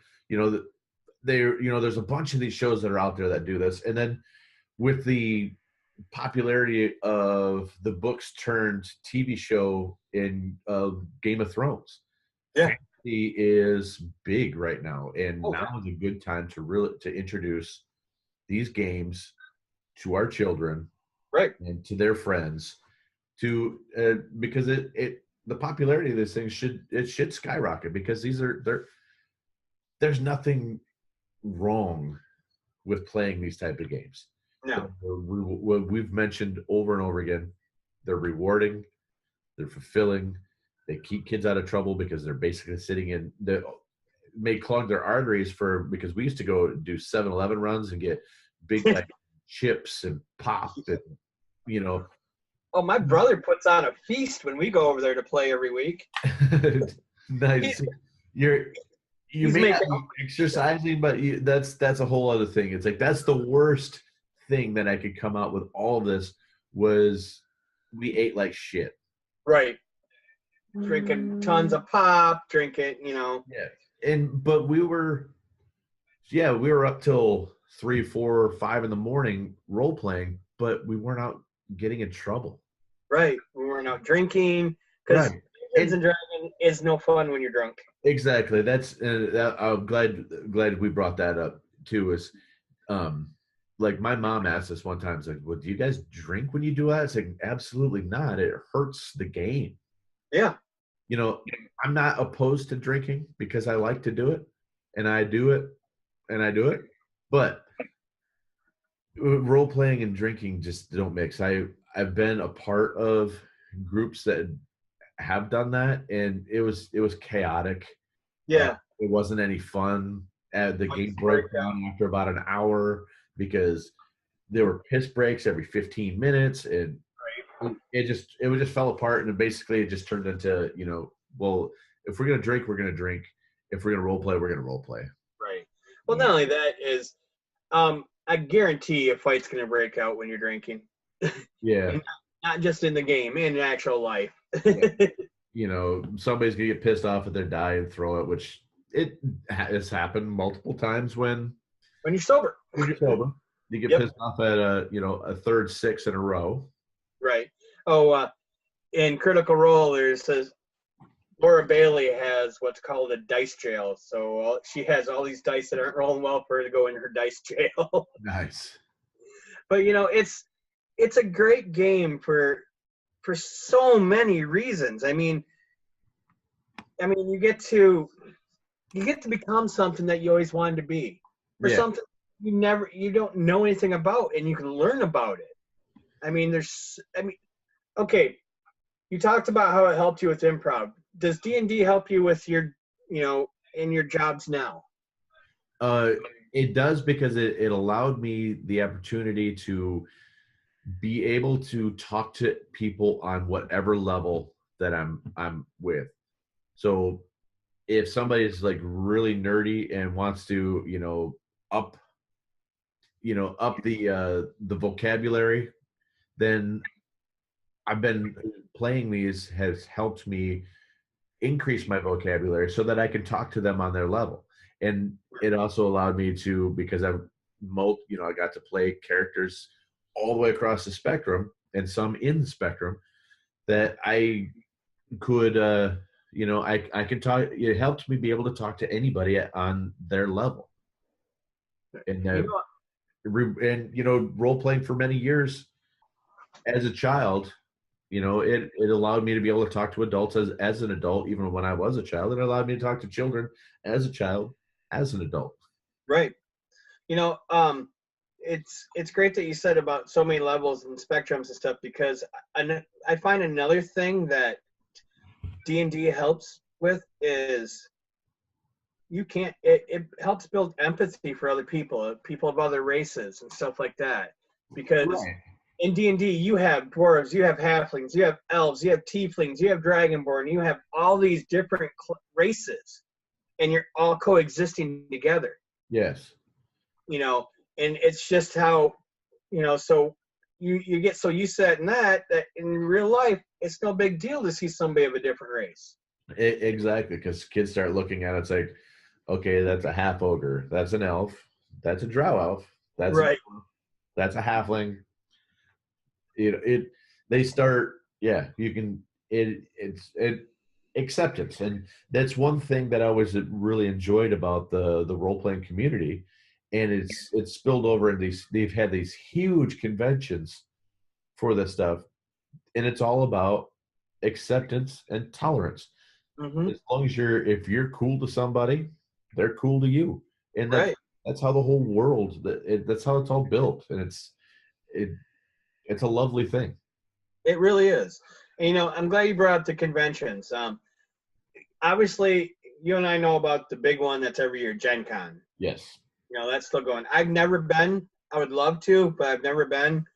But for the last 2 years, maybe 3, Critical Role plays live at Gen Con. Oh, nice. They play like a 2 or 3 hour set at Gen Con where they, got their characters and they sit down and play in front of a live audience. Uh-huh. It's pretty awesome. That's awesome. So, no, go ahead. Oh, keep going on that. I've got another point I want to. And one thing I also want to point out is, and this goes back to the rule mongering and stuff like that. If you're watching somebody play and they're having fun, but it's not how you think it should go, their fun and your fun are completely different things. Don't fucking yank on their fun and knock them down for having fun because it wasn't how you would have done it. Nobody gives a fuck how you would have done it. Keep your mouth shut. Right. And let them fucking play. Right. Just they're having. You go back to your basement and pick your party with your friends. You do your fantasy football. Right. Do their thing, and they'll pick their party with their friends in their basement, and they'll role play. Right. So you do your fantasy thing, they'll do their fantasy thing, and you have fun, which I'm not a big fantasy football guy, and I don't really role play anymore, but I love, you do you, man. You do you. Right. Yeah, exactly. It's just so awesome to me because I got out of it for a while, and I got back into it about a year ago because I wanted something that I could do with my son. Oh, there you go. So I mean, he's 16, so we started playing D&D together. I mean, my brother got him into it. He took him down to the local comic book store, and, when they were playing, and just sat there and kind of helped him out. And then we started playing together, and now he's off playing with his other groups, and he's making friends, which is awesome. Yeah. It was something that we could do. And then he split off on his own, and I'm still with the group that we're playing with, because I'm having fun, and it's a great release every week. I look forward to it every week. Yeah, there's some bad sessions. It's like everything else in life. You're gonna have nights where it's like, oh, that didn't go as planned, but I really wish I could have done this, but oh well, there's next week. Or your character dies and you're sitting there and you got a couple hours to go, and right. Nobody can resurrect you. Right. Sucks. You're listening to everybody pick through your shit. Right. Hey, I want this and I want that. Right. But I just recently got into getting tattooed, and I was getting one the other day, and this guy that came in was getting one from an artist behind us, and I looked over at his thing, and it's like, oh wow, that's cool. He's got this like knight going on over here with a wizard going down the side, and then there's like an elf and a dwarf on the other side, but the main part of the bottom of it, right below the warrior that's up above, is a big D20. Nice. It's like, I'm like, wow, this dude is getting this huge piece on his arm. It goes from the top of his shoulder all the way down to his elbow, and the big chunk of his bicep is going to be a 20-sided die. Right. That is cool. I have seen a lot of tattoos where people take all 6 dice and basically put them in the shape of a sword going down. Oh, nice. I've seen some really good ones. I've seen some really crappy ones where the perspective is all off because they don't know what the hell these dice are. Right. So if you're going to get one of those, make sure you got a good artist. Yes. Because I've seen the ones and everybody's like, oh, that's awesome. I'm like, no, that's shit, man. The perspective on it is completely off. These are 3-dimensional objects. They should still look 3-dimensional. Yes. And a good tattoo artist can do that. Right. And yeah, exactly. And one other thing that I want to touch on real quick is that you don't actually have to do the tabletop games. There's a lot of other games that bring people together to do this. And one of them is, obviously, we didn't really talk about it, but Magic the Gathering playing cards. Oh, yeah. Which is Wizards of the Coast, which now owns Dungeons and Dragons. But that's got the popularity of that game is so huge that they play it on ESPN. Yeah. We're not even talking about like the Ocho. We're talking about like ESPN late at night. They'll play Magic the Gathering on there. It's like that's actually kind of cool. Now, I never really got into it because I was never like a baseball card guy. I was never, a sports card guy. And most of the people that I was with, it's like they would spend thousands of dollars building decks that were like unbeatable. It's like, that's not any fun. If I'm playing with your spare cards, obviously I'm going to lose. And then what fun is that? So I didn't want to commit the money to buying a deck, but people have fun with it. And, that it's grown into other, like there's a Pokemon card game. There's all these other games that are very similar in how that they're played, but we're talking $1 billion industry here. Oh, yeah. With these card games. And not the best. Phenomenal artwork on them. Oh, yeah. Yeah, exactly. And, that's one thing that Wizards has never strayed away from is awesome artwork. Right. If you collected them just for the artwork, that's awesome too. But those type of games bring kids together, and they those have kind of branched out into now you can play a lot of the stuff online. You actually have a session where you guys play online. Yep. And so you don't have to, even if you can't find people in your specific area, just search them out online, and Right. you can get into a game, because the culture of the people that play are very accepting, and Right. it's they'll more than likely be willing to give you a shot if you reach out to them, say, hey, can I sit down on a session? Love it. Right. And go on Facebook and search for groups that play that. You play whatever game that you're interested in. You'll find groups. You apply to you get accepted in.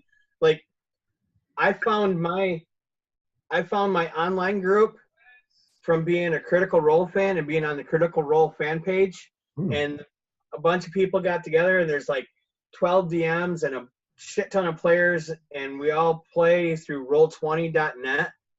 You don't even have to have the dice. You can that rolls the dice and everything for you. Your character sheets, everything's on there. Nice. It has maps, and you have little character tokens, and like we'll have that on. Like I have that on one screen, and I'll have Discord on the other screen because we also have video going, so we can talk to each other and interact without having to type. But see, that's so awesome that it's now interactive, that you can sit down and spend a couple grand on a good computer, and get a couple screens going and Yep. start role playing. Yeah, and it's your life will be better for doing it. Yes. I can't stress that enough, because I didn't realize how much I missed playing till I started playing again a year ago. Oh.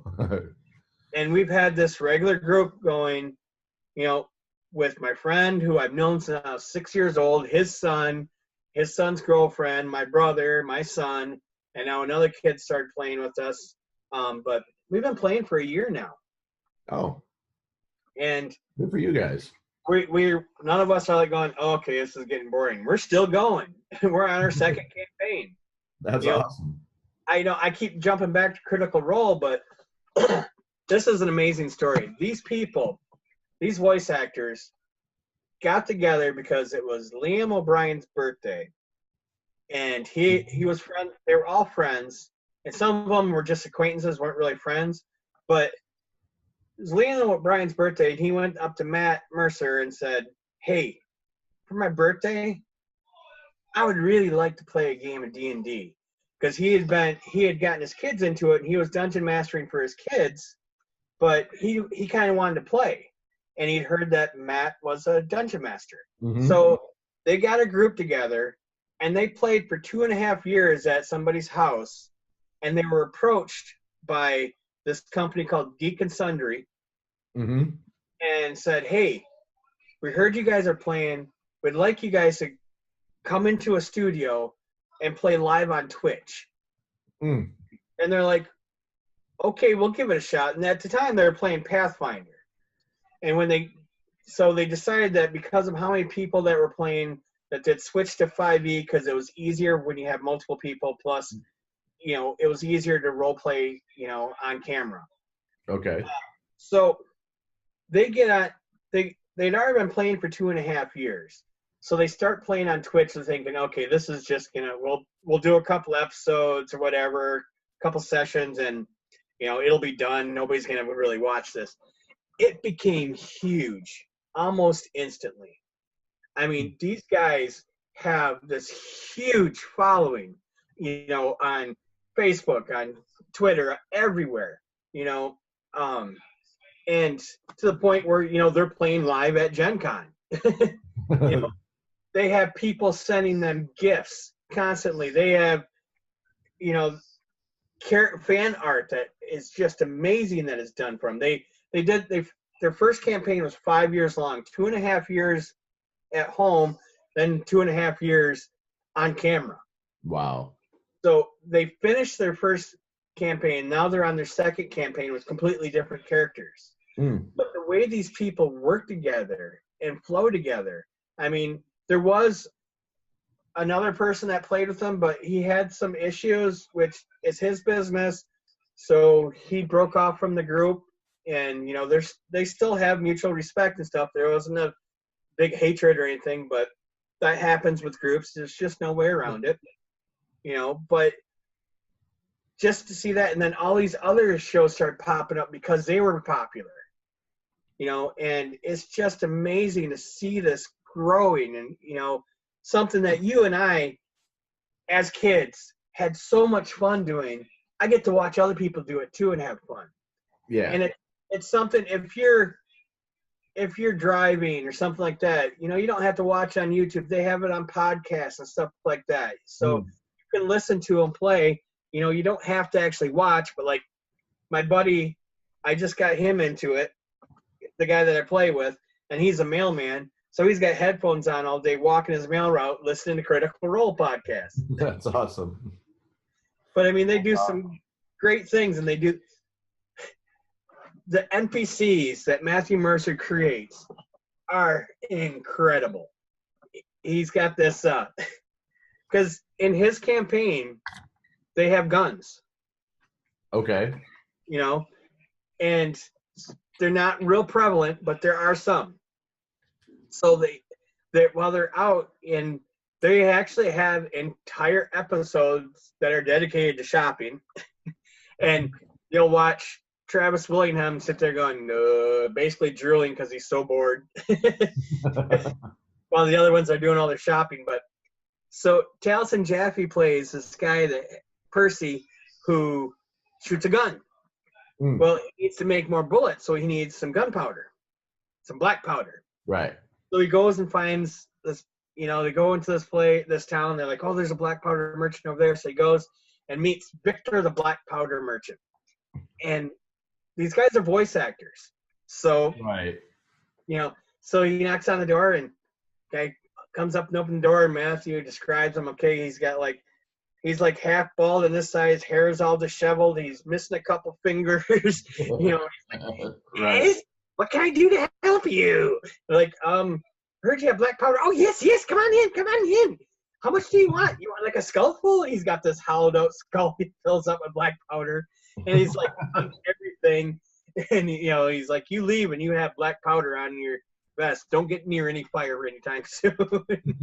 Nice. But, I mean, he creates that, or he has this other merchant called Gilmore, who is just this, you know, extravagant man who is very cultured and, you know, sells the finest magical items and, you know, blah, blah, blah. But, I mean, they all get into their characters so much. I mean, Travis Willingham plays this barbarian named Grog.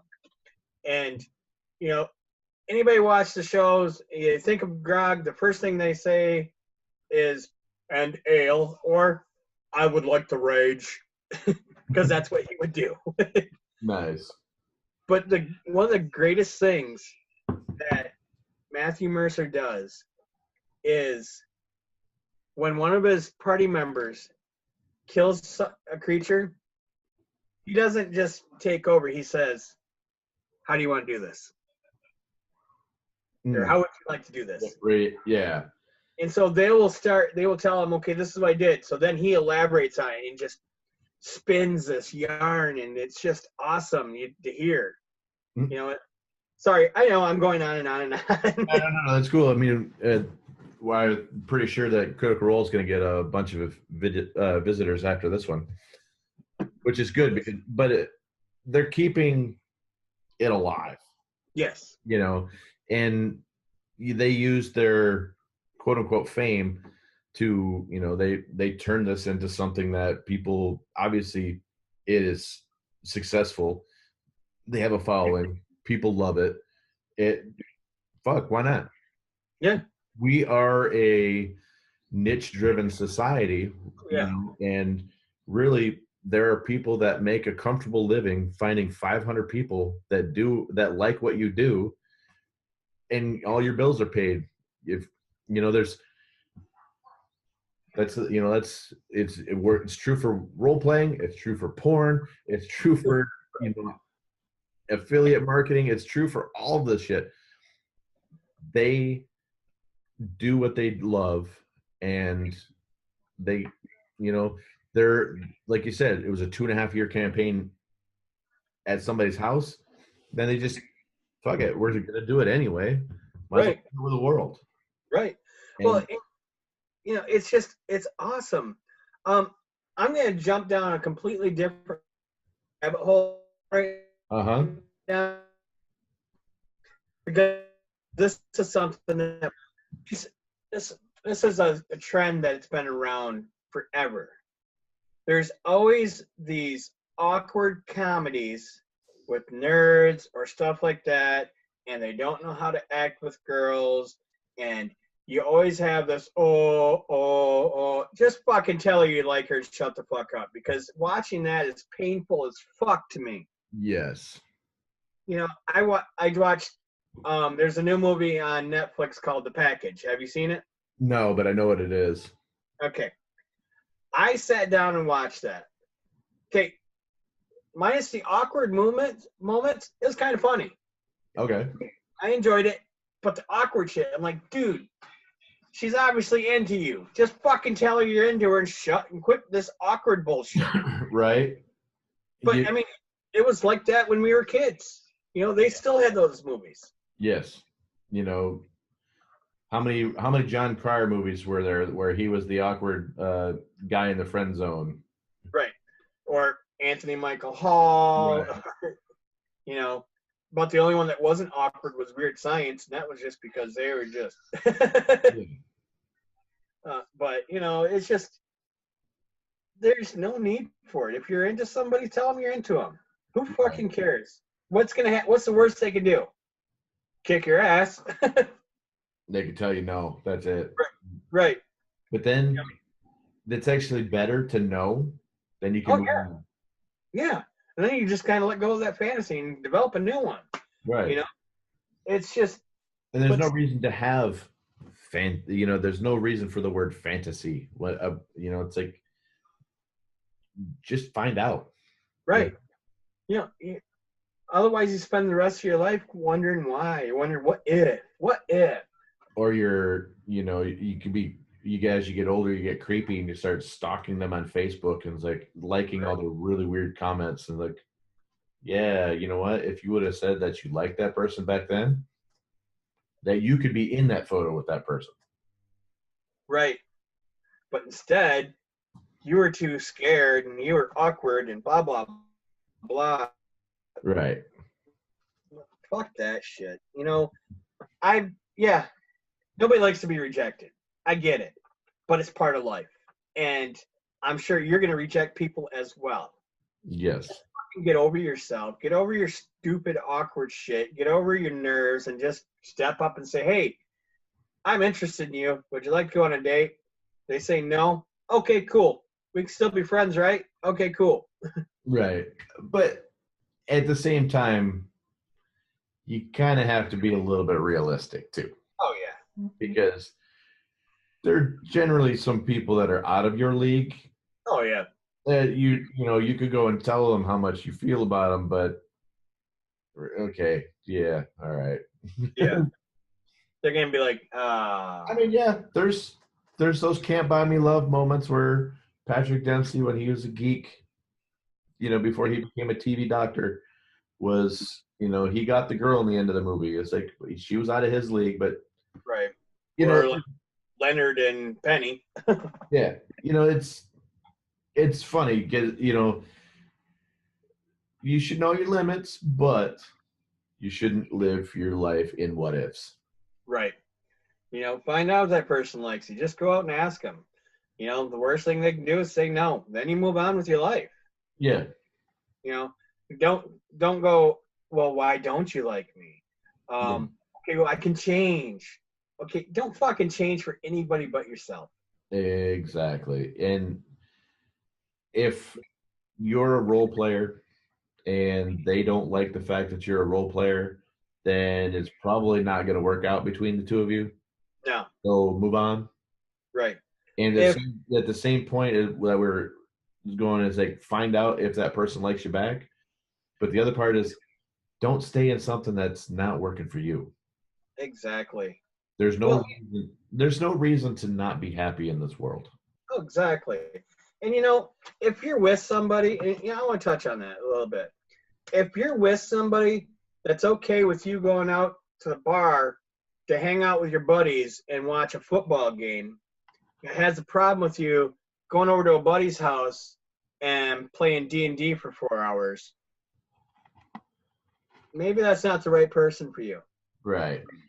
You know, my wife completely supports me doing it, you know, because I honestly, I used to be this, you know, social butterfly. I was a musician, so it was part of the persona. And you kind of, whatever job you have, you kind of take on a persona that relates to that job. It's Mhm. just part of human nature.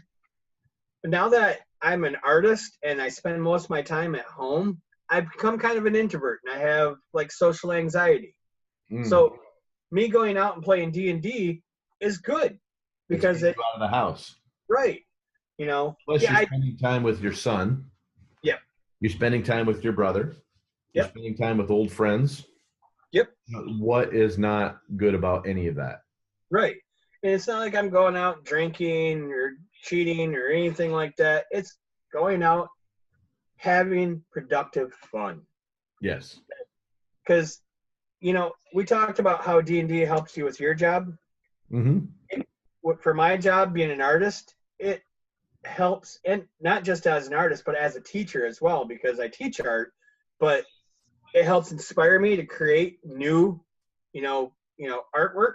But Mm-hmm. it also helps me because I'll have a student and they make a mistake and they're like, "How do I fix this?" And from all those years of playing D&D and the problem solving, I can put myself in their shoes and go, "Okay, what would I do had I make that mistake?"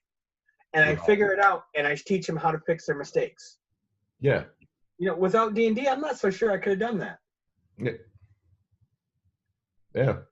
Yeah. There's so many great things that can come from just sitting down with a bunch of friends and rolling some dice, having a good time, eating some snacks, drinking some soda, and Right. just letting go for 4 or 5 hours. And there's documented proof that kids that are in band and kids that play organized sports actually grow up to be more productive members of society. But I would willing to bet that the same holds true for kids that get together in groups at role play. Oh yeah, it is. Because Like I said before, I saw some interviews with some people that said, yeah, it opened doors for me. Now I'm a CEO of a major company. yes, So I mean, there's so much that it can do for your life. I mean, like it's a great stress relief. So you're not, you can have all that shit. You're pissed off at all these people. You go play D&D and kill a bunch of shit, and then all of a sudden it's gone. That yeah, stress is gone, and you're right. you're not taking it out on your family or anything else. And the camaraderie. It's like you're at the bar with a bunch of friends watching a football game. Your Mhm. team scores a touchdown. Everybody in the bar just erupts, going, yeah, yeah, yeah. Right. You're sitting at a table with a bunch of friends playing D&D. You're fighting this creature that's just kicking the shit out of everybody, and it's your turn to attack, and you roll that natural 20. It's the same eruption. People get Everybody's like, excited. yeah, People yeah. get excited. Yep. I mean, because in Dungeons and Dragons, for those that don't know, if you roll a 20, that's considered a critical hit. So Yeah. you're doing extra damage to this thing. I mean, there's also rolling a natural 1 is a critical failure. But, Right. but it's just like it's scoring that touchdown in that game. I mean, that's the best way to equate it. Exactly. Exactly. So, all right, to sum all this up, role playing good, people who say otherwise bad. Right. Right. Don't let people force their opinions on you. Live your own fucking life.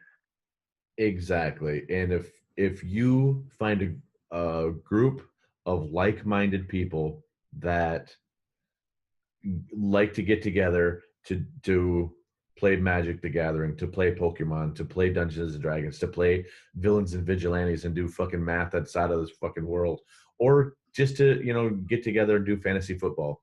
Right. If Or play fashion designer or whatever. yeah, if you're get together with that and you're doing all that, there's nothing wrong with doing Right. that. Right. Respect yourself It's enough to be proud of doing it, and don't let anybody tell you otherwise. right.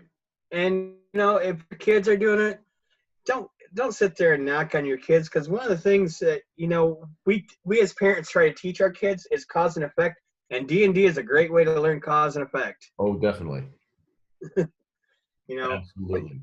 let your kids play. Let them build up those social skills. Let them, evolve as people, and it's a great way to do it. And again, other people's fun is not wrong just because it's not your fun.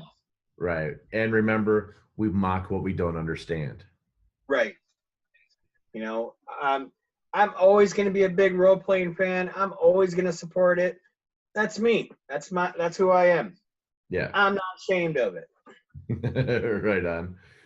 And I don't role play anymore, but I have no problem with it, and I have no problem telling the world that I used to. Right. Now, if the opportunity presents itself to you, would you do it? Yeah, probably. Time permitting. Right. That's the hard part, is time permitting. But all right. So yeah, sum this up. D&D, role-playing, games that were created back in the 70s and on. If any of this piqued your interest and you're like, God, I wouldn't mind trying that. I've always thought about it, and like to try it out. There's easy ways to do it. Like I said earlier, search Facebook, find a group or something like that, or go to your local comic book shop or your local game shop. Like here where I live, we have a comic book store called Hall of Heroes. We have a gaming shop called Game On, where they play like not just Dungeons and Dragons, but they have like Warhammer 40K, or they have Warhammer Fantasy. These are all tabletop games, and you can go to these places and just talk to the person working there and say, hey, I don't know if you guys have this or not, but I've heard about this game called Dungeons and Dragons or any other role-playing games. Do you guys have anything like that here? I guarantee that if they don't, they can tell you where to go to find some. Oh, definitely. Or they can point you to a group, or they'll even like take down your information. If people are looking for other people, they will send your information on. Exactly. And because, go ahead. Oh, I was going to say, to any burgeoning role player, what I say to do right away, go to eBay and buy dice in bulk. Yes. Just you can buy them from companies by the pound, whatever you can afford. Start with that. So when you show up, there's nothing cooler than pulling out a big bag of dice and have everybody start looking through all the different ones that you have. It's an instant bonding thing to get you into a group if you show up with a big bag of dice. Right. The other thing that would be my first thing for anybody that wants to get into role playing: buy a bunch of dice first. Yep. And the next thing you need to buy, and actually you can even get PDF versions of them, but if you're going to play any role-playing game, every one of them will have a version of the player's handbook. Yes.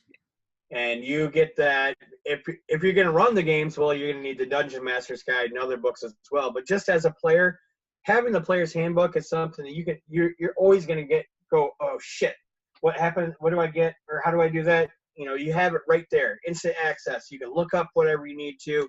Yep. And go. And it's cool if you like, especially if you're Dungeons and Dragons or any role playing game for that matter, like you mentioned. Get your dice, get your player's guide, and then you can sit at home by yourself and create characters. Oh yeah.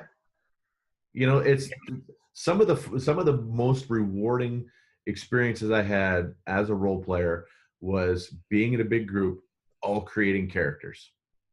That was fun. Oh yeah. They call that session 0 now. Oh, nice. Yeah. So, get to that. It's a great way to get to know the rules. It's a great way to get to know how, what each of the attributes mean, and start creating different types of characters. Right. And, you don't even need pencil and paper anymore. There's apps like there's 5th edition character sheets that you can download on your phone. You have your character right there on your phone. Yeah. You know, I think with that one, you know, there's a free version, and if you want to be able, you know, for it to automatically level your character up, you can pay $1 and, you know, get that version of it, the premium version.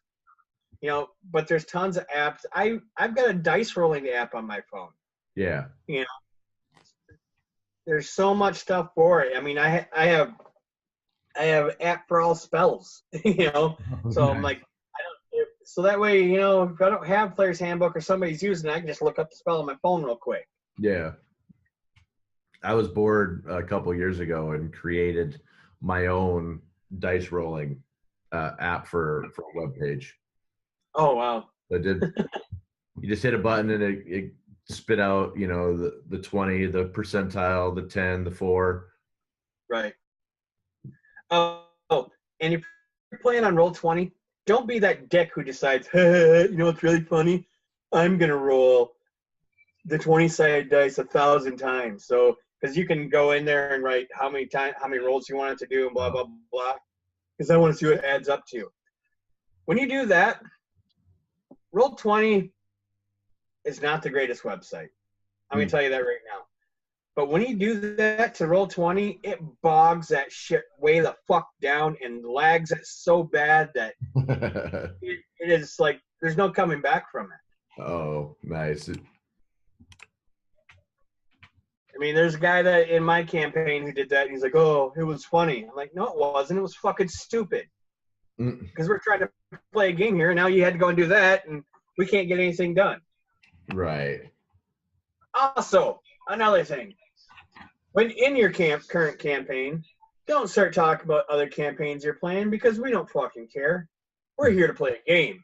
We want to be immersed in this game, not hear about what you did in your other game. We can hear about that when we're on a break. Right. Think of it as like a business meeting where you get the first couple minutes of network and you get to talk about other shit. Then when the meeting is called to order, it's time to play. Right.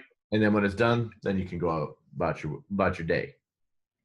And if you really, really want to, like, if your dungeon master did something to you that you were just like not real happy with, there's ways to get back at your dungeon master. A great way is if you have a male dungeon master who's maybe a bit, I don't know, say homophobic or something, and you decide, I'm going to hit on this barmaid, and the dungeon master has to roleplay that barmaid. Nice. That's how you get back at your dungeon master. Right. Don't tell my brother I told you that. Well, you just told the world, so. Yeah. That's what our buddy does to him. Awesome. Then we make him roll the next day a Constitution save to find out if he gets chlamydia or not. Nice. But yeah, so, you know, in summary, so many benefits to role-playing games. So many benefits for regular people, benefits for autistic children. There's just so much. Yes. And I mean, we didn't touch on all the other genres that there are for role playing, because if you're really into space, there's space games, there's military games, there's pulp fiction games, there's any genre that you can think of, you can find a game for it. If you like painting miniatures and you like putting miniatures together, I highly recommend you go out and play either Warhammer 40K or Warhammer Fantasy, because you have to buy your armies. Yes. You know, you get the books, but you're going to spend a lot of money. But you put the armies together, the miniatures together, then you paint them, and it's a lot of fun. You know, it's very relaxing. It's expensive. There's a warning. 40K does get expensive, and I think you probably will end up spending 40K if you really get into it. Right. I think when I was playing, I spent roughly probably about $300 on it. And I didn't play for that long because I'm like, this is just too expensive. And I got to the point like I didn't really care for it because there was really no role playing. It was just more strategy. It's more of a strategy game. Right. One of the And groups that I played with after I moved out here, they started switching to playing that exclusively, and it wasn't my thing, right. because then But it to me it kind of got out of role playing and more of playing with toys, yeah. you know. Yeah. So, but they continued. I just didn't go to those sessions. Right. But and always be open to try new role playing games. I mean, I am always open to that. I mean, and when you get on Roll20, there almost every role playing game is on there, and you can find a group. Sometimes it's hard to get into the groups because they only want people they know. Yeah. But you have that no matter where you go. But the worst they can do is tell you no. That's true. That is true. So, a really good article is on website is kotaku.com, and it is Kotaku or whatever. But the headline, headline is therapists are using Dungeons and Dragons to get kids to open up. Oh, nice. Really good article. It talks about a therapy group from this Wheelhouse workshop where they take kids, get them to play Dungeons and Dragons, and it's a way to get them to figure out their problems, their real world problems, and figure out different ways to solve them. So, I recommend this article. It's a good read. It's a quick read, but it talks about how this kid who just had no social skills at all, he never talked. He was really quiet, really soft-spoken, almost, barely above a whisper. And in school, he would sit with his feet in front of his face so nobody could see him. And he just didn't like being around people, So his parents and teachers noticed that his body language was a bit standoffish to his peers, so they got him into this workshop. So he chose to be a dwarf barbarian. And he was really loud and bumbling and unapologetic. And so he completely transformed himself into something he was not. And it helped him develop these skills. So, I mean, like I said, it's a really good article, and I recommend it. Awesome. We'll have a link to we'll have a link in the show notes. Cool. Other than that, yep. I mean, I could go on and on and on for hours, but I'm sure you don't want to all hear that. I mean, we can get into talk about stories about what things we did when we played, but you know what? Go out and play yourself and come up with your own stories. Exactly. And just jump in with both feet. Yep.